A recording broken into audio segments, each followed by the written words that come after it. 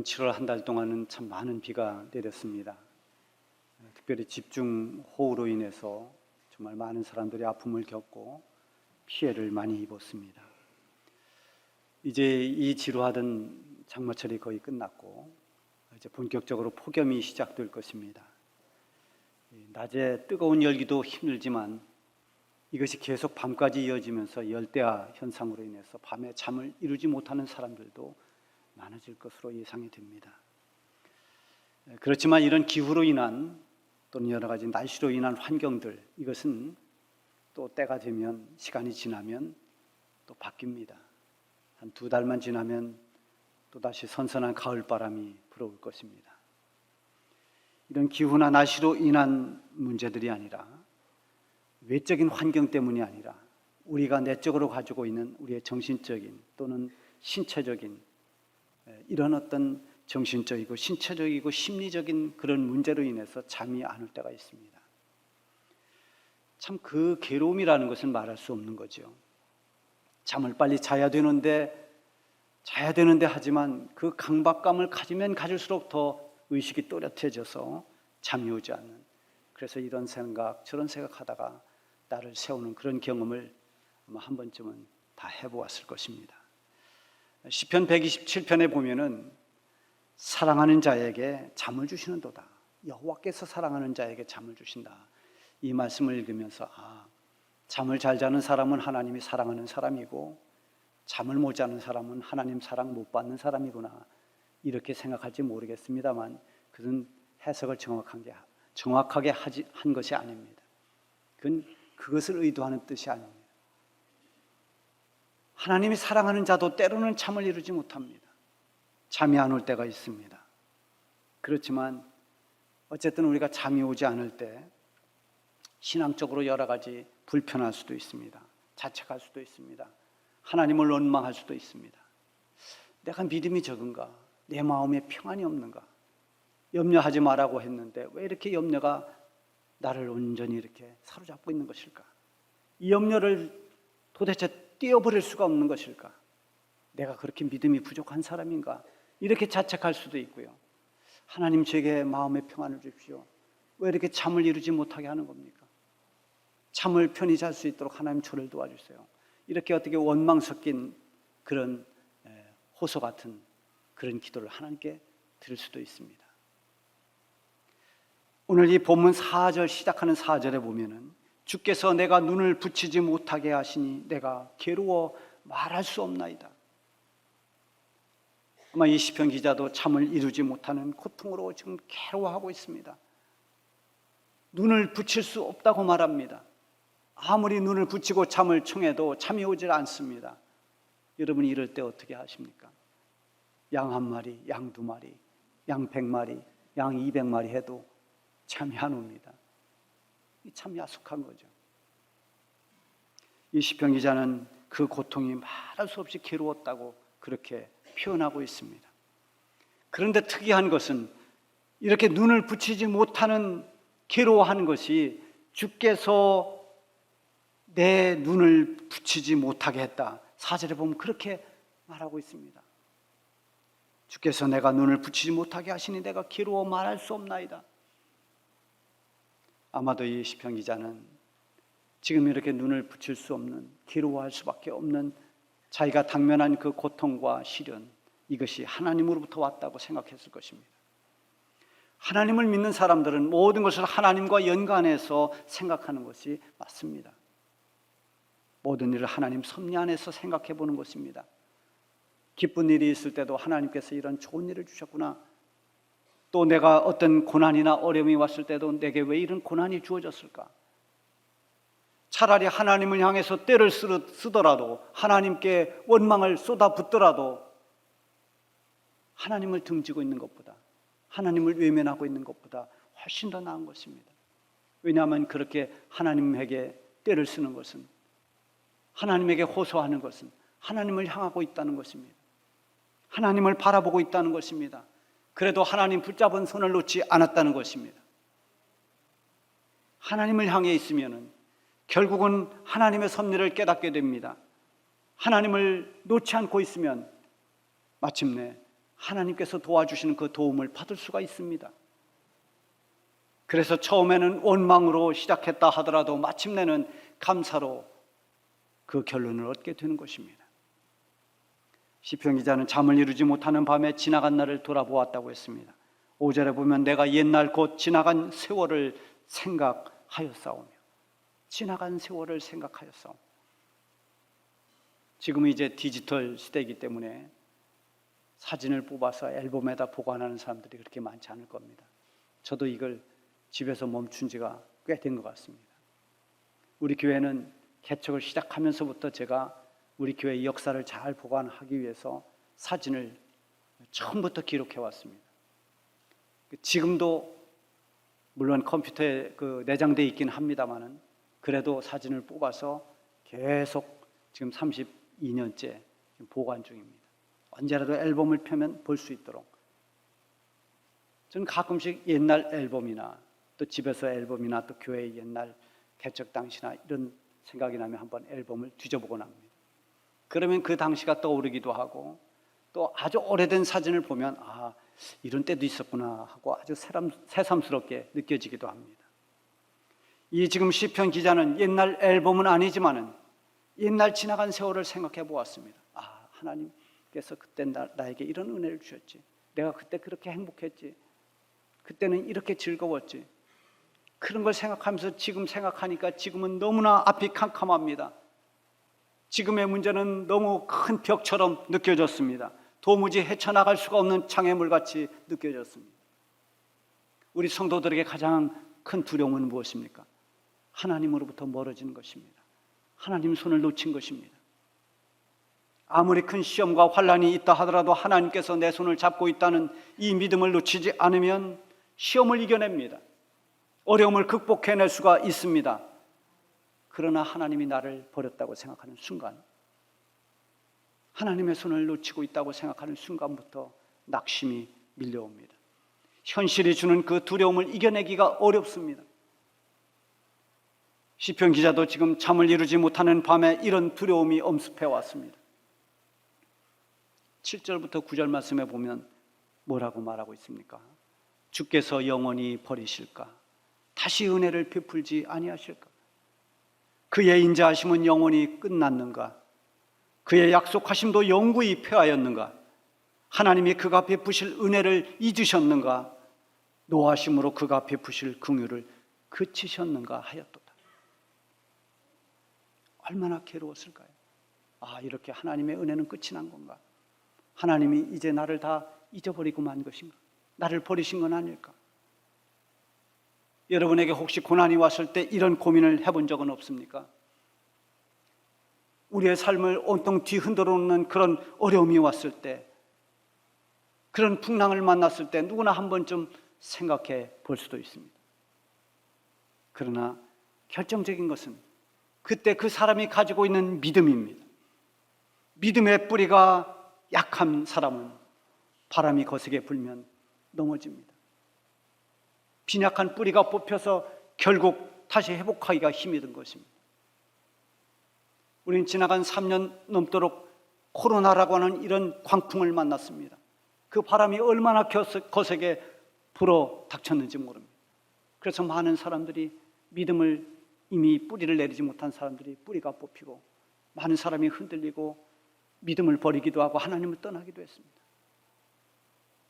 하지만 믿음의 뿌리가 깊을수록 바람에 흔들릴 수 있습니다. 가지도 꺾일 수 있습니다. 그러나 잘 견뎌냅니다. 그리고 그 거센 바람을 만나고 난 뒤에는 뿌리는 더 깊어집니다. 더 견고한 믿음의 반석 위에 설 수가 있는 것입니다. 그래서 우리는 평소에 믿음의 훈련을 많이 해야 됩니다.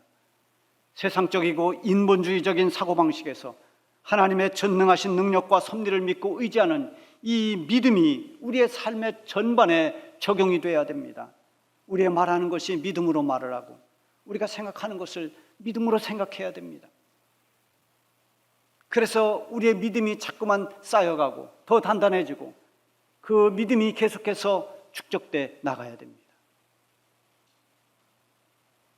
평생 교회를 다니고 신앙의 경륜이 많다고 하더라도 그것이 믿음과 정비례하지는 않습니다. 때로는 초신자가 더 순수한 믿음을 가질 때가 있습니다. 어른보다도 어린아이들이 더 온전하고 흔들리지 않는 확고한 믿음을 가지는 경우도 많습니다. 믿음은 우리를 구원에 이르게 하기도 하지만 믿음은 하나님의 뜻을 따라 살도록 하는 능력이 되기도 합니다. 어려울 때 흔들리다가도 이 믿음이 제대로 작동하기만 하면 다시 하나님이 원하시는 자리로 회복해서 돌아올 수 있습니다. 우리 성도들 역시도 누구나 위기를 만나지만 그때 작동하는 믿음에 따라서 위기는 다른 결과를 가져옵니다. 시편 기자는 환난 중에 잠을 이루지 못하고 생각하다가 하나님이 나를 외면하는 건 아닐까, 이런 불안이 찾아왔습니다. 그러한 의심과 불안, 그 모든 것이 결국은 이건 하나님께 문제가 있는 것이 아니라 나에게 문제가 있구나, 이 사실을 깨닫게 됩니다. 믿음이 작동하기 시작한 것입니다. 믿음으로 문제를 바라보니까 이것이 내 잘못이구나. 하나님이 나를 버리거나 내게 은혜를 베풀지 않는 것이 아니라, 내게서 긍휼을 거두어 가신 것이 아니라 나에게 문제가 생겼구나. 믿음의 눈이 열리면 볼 수 있는 것이 자신의 허물과 자기의 부족입니다. 10절에 있는 이는 나의 잘못이라, 여기서 말하는 잘못이라는 히브리어 단어는 할로티라는 단어인데요, 이거는 쇠약하다, 병들다, 이런 뜻입니다. 내 믿음이 쇠약해져서, 내 믿음이 병들어서 하나님을 의심했구나, 그래서 하나님을 신뢰하지 못했구나, 이게 내 잘못이구나, 이렇게 깨달은 것입니다. 자기의 모습을, 자기의 연약함을 발견했습니다. 바울이 예수님을 만나고 닫혔던 믿음의 눈이 열렸습니다. 영적인 안목이 열리면서 자신의 죄를 보았습니다. 전에는 자기가 대단한 사람으로 알았습니다. 자기를 의롭다 여겼고 자기보다 잘난 사람이 없다고 생각했습니다. 그런데 믿음 안에서 보니까 자기가 너무나 큰 죄인이었습니다. 그래서 나는 죄인 중에 괴수라고 그렇게 고백을 합니다. 믿음의 눈을 뜨면 자신의 잘못이 보이는 동시에 하나님의 위대하심과 하나님의 그 귀한 은혜가 보이기 시작합니다. 지금 처해진 자신의 형편에만 매몰되어 있을 때는 한숨만 나오고 괴로워하다가 믿음이 작동되기 시작하면 그 초점이 점점 하나님을 향하게 됩니다. 그래서 하나님을 생각하고 하나님을 기억합니다. 11절에 보면 곧 여호와의 일들을 기억하며 주께서 옛적에 행하신 기이한 일을 기억하리이다. 여러분, 우리가 뭔가를 기억하려면 그 기억할 만한 일이 있어야 됩니다. 실제로 일어났던 경험이 있어야 됩니다. 아무것도 없는 걸 기억해내지 못합니다. 물론 소설이나 영화 이런 것은 어떤 픽션으로 가능하겠지만 우리가 기억할 수 있는 또렷한 기억이 나려면 무언가 그 일이 실제로 있어야 돼요. 그래 그것이 기억이 납니다. 경험이 있어야 됩니다. 저는 어머니를 기억할 때 가장 기억에 남는 것은 살아계셨을 때의 마지막 모습입니다. 물론 여러 가지 어머니를 떠올리면 여러 모습들이 떠오르지만 제가 마지막 신학 과정을 거치는 그 마지막 학기에 장신대 기숙사에 있었습니다. 그래서 주중에는 공부를 하고 주말엔 내려와서 교육전사로 사역을 했습니다. 이제 주일날 사역을 다 마치고 올라가려고 하는데 어머니가 저를 부르더니 돈을 이렇게 접어서 주셨어요. 근데 그 당시에 2만 원이 적은 돈이 아니었습니다. 아니 이것을 언제 모아서 나에게 주는지, 그래서 제가 싫다고 했습니다. 괜찮다고, 어머님 쓰시라고. 그래도 너무나 완강하게 단호하게 주시면서 책을 사서 봐라 이렇게 말씀하셨어요. 제가 책을 좋아하고 책을 이것저것 사기를 좋아하니까 뭐 새 책은 비싸니까 사기가 쉽지를 않고 저 청계천에 가면 헌책방들이 쫙 있습니다. 거기 가면 별 책들이 다 있고 신학 서적도 얼마나 많은지 몰라요. 그러니까 책 사서 봐라. 그리고 주셨습니다. 그 돈을 받아가지고 올라왔습니다. 그리고 다음 날 어머니가 위독하다는 전화를 받았어요. 감기약을 먹고 막 협심증이 있었는데 그것이 뭐가 잘못됐는지 저녁 9시 뉴스를 보다가 갑자기 호흡장애를 일으키며 돌아가셨습니다.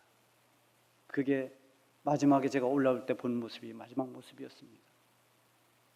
저에게 주셨던 그 돈은 돈이 아니라 그는 어머니의 사랑이었습니다. 거기에 모든 게 다 담겨 있습니다. 자신의 모든 것까지도 다 주고 싶은 그런 사랑, 그걸 떠올릴 때마다 어머니가 나를 이렇게 사랑하셨구나, 나를 왜 이렇게 눈물로 기도하셨구나. 여러분, 이런 기억을 떠올릴 때 뭔가 생각나는 게 있어야 됩니다. 우리가 하나님과의 관계에서도 하나님의 은혜를 경험하고 하나님의 사랑을 깊이 경험하고 하나님 앞에 감격의 눈물을 흘리며 감사했던 경험이 필요합니다. 지난 목요일부터 마지막으로 이제 우리 청소년부가 수련회를 했습니다. 우리 청소년부, 청년부, 또 우리 교회학교, 영화서부터 쭉 소년부까지 여름 행사를 마쳤어요. 여름 성경학교 이 수련회, 이때는 정말 좋은 기회입니다. 이때 부르짖어 소리 내면서 큰 소리로 하나님께 기도하면서 하나님 은혜를 경험하기도 하고, 내가 죄인이라는 것을 깨닫기도 하고, 나를 구원해 주신 감격 때문에 눈물을 흘려보기도 하고, 하나님이 주신 은사를 경험하기도 하고, 방언이 터지기도 하고, 이런저런 역사들을 경험하는 게 굉장히 중요합니다. 비록 훗날 세상에서 곁길로 가도 이런 것들이 기억날 때 다시 하나님께 돌아올 수 있습니다. 이것이 계기가 될 수 있습니다. 이것이 다시 하나님을 붙잡을 수 있는 동기가 될 수 있습니다. 이 시편 기자는 지금 하나님께서 행하신 일들을 기억하면서 읊조리고 되새겨본다고 했습니다. 10절에 보면 또 주의 모든 일을 작은 소리로 읊조리며 주의 행사를 낮은 소리로 되뇌이리이다. 중얼중얼 하는 것 같지만 그것이 주님이 행하신 그 귀한 일들을 계속 되새기는 것입니다. 깊은 묵상을 말합니다. 그야말로 작은 소리로 중얼대면서 되새기는 겁니다. 그럼 우리 교회는 매주 제가 설교한 이 설교 본문 가운데 한 구절을 금주의 성구로 주부에 매주 나갑니다. 여러분 매주 그 암송하면서 한 주간을 지내야 됩니다. 그 설교 말씀을 생각하면서 암송 구절, 그 성경 한 구절이 여러분이 살아가는 삶의 현실에서 세상을 이길 수 있는 힘이 될 것입니다. 어떤 문제에 부딪혔을 때 그 말씀을 붙잡고 기도해 보십시오. 지난 수요일 날 우리 교회 나이 제일 많으신, 연세가 많으신 일여전대가 성경 암송 구절을 앞에 나와 암송했습니다. 여러분 은혜를 저는 많이 받았습니다. 나이가 많아질수록 기억력이 떨어집니다. 그래서 조금 전에 들은 것도 옮기기가 참 어렵습니다. 그래서 어른들이 어디 갔는데 아주 재밌게 얘기를 들었다고. 무슨 얘기인데요? 듣긴 들었는데 모르겠는데 자 생각이 안 나요. 방금 들어도 생각이 잘 안 납니다. 그런데 성구 암송을 해서 사람들 앞에 서서 그걸 암송하려면 얼마나 많이 반복하고 또 반복하고 그래야 그걸 외울 수 있겠습니까? 그걸 생각하니까 마음이 찡한 거예요. 얼마나 반복해서 암송했을까? 지금 시편 기자는 작은 소리로 읊조리고 낮은 소리로 되뇌인다는 것이 이렇게 하나님 위대하신 일들을 생각하면서 계속 반복해서 생각한 겁니다. 그러다 보니까 지금까지 잊어버리고 있었던 하나님의 은혜가 얼마나 많았는지가 알게 됩니다. 하나님이 행하신 그 능력이 얼마나 크고 위대한지를 깨닫기 시작했습니다. 그러면서 하나님께 찬양과 영광을 돌리게 됩니다. 13절에 보면 하나님이여 주의 도는 극히 거룩하시오니 하나님과 같이 위대한 신이 누구오니이까. 하나님의 그 거룩하심과 위대하심을 깊이 깨달으면서 감동을 받고 있습니다. 어느덧 원망과 의심은 다 사라지고 하나님으로 말미암은 감사와 감동으로 충만되어 있습니다. 우리 교회 매년 이달의 찬양으로 한 번쯤 부르는 찬양 중에 오신실하신 주라는 찬양이 있습니다. 하나님 한 번도 나를 실망시킨 적 없으시고 언제나 공평과 은혜로 나를 지키셨네.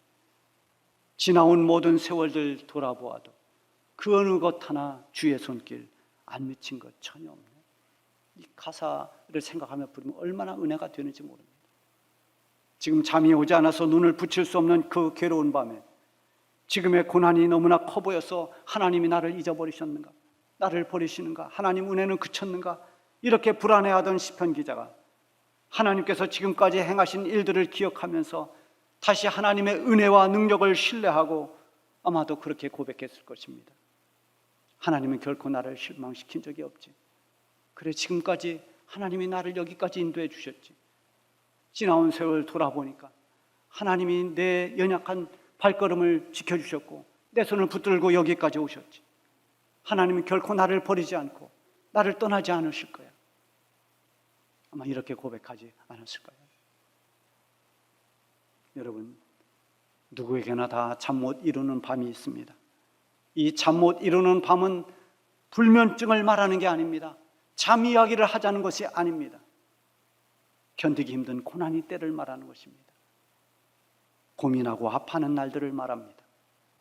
그 괴로운 때는 믿음이 흔들리기 쉽습니다.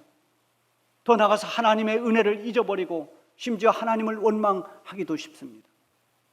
그러나 그때 깊이 하나님을 기억하십시오. 나를 구원해 주신 하나님의 은혜를 깊이 묵상해 보십시오. 그리하면 잠 못 이루는 밤은 괴로운 밤이 아니라 오히려 하나님께 감사하고 찬양하는 놀라운 은혜의 밤이 될 것입니다.